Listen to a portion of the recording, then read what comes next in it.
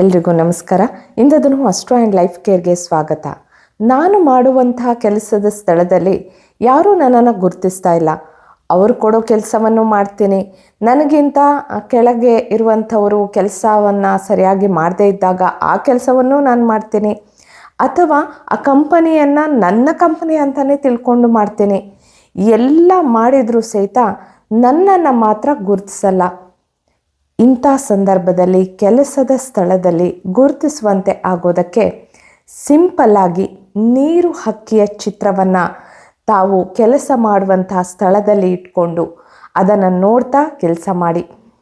ಇದರಿಂದ ಏನಾಗುತ್ತೆ, ಅಲ್ಲಿ ಟೇಬಲ್ ಮೇಲೆ ಇಟ್ಕೋಬೋದು, ಅಥವಾ ತಾವು ಅಲ್ಲೇ ತಮ್ಮ ಮೊಬೈಲನ್ನು ಇಟ್ಕೋಬೋದು, ಅಥವಾ ಅಲ್ಲಿ ಚಿಕ್ಕದಾಗಿ ಪೇಪರಲ್ಲಿ ಅಂಟಿಸ್ಕೊಂಡು ಅಲ್ಲಿ ಇಟ್ಕೋಬೋದು.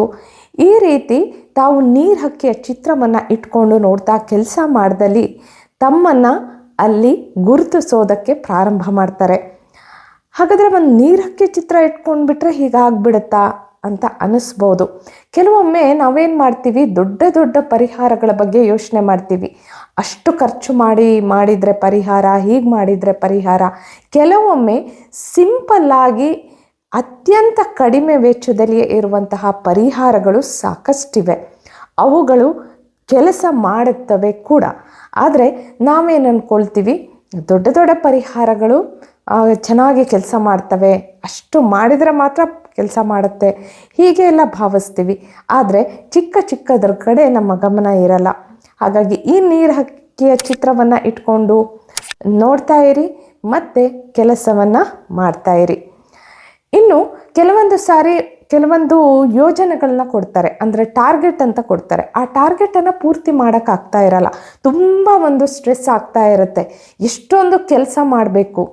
ಆ ಕೆಲಸವನ್ನು ಮಾಡ್ತಾ ಮಾಡ್ತಾ ಕೆಲವೊಮ್ಮೆ ನಿದ್ರೆ ಮಾಡೋಕ್ಕಾಗಲ್ಲ, ಊಟ ಸರಿಯಾಗಿ ಮಾಡೋಕ್ಕಾಗಲ್ಲ, ಜೊತೆಯಲ್ಲಿ ಯಾರ ಜೊತೆಯಲ್ಲೂ ಮಾತಾಡೋಕ್ಕಾಗಲ್ಲ. ಆ ಕೆಲಸವೇ ಪ್ರಪಂಚ ಆಗಿರುತ್ತೆ.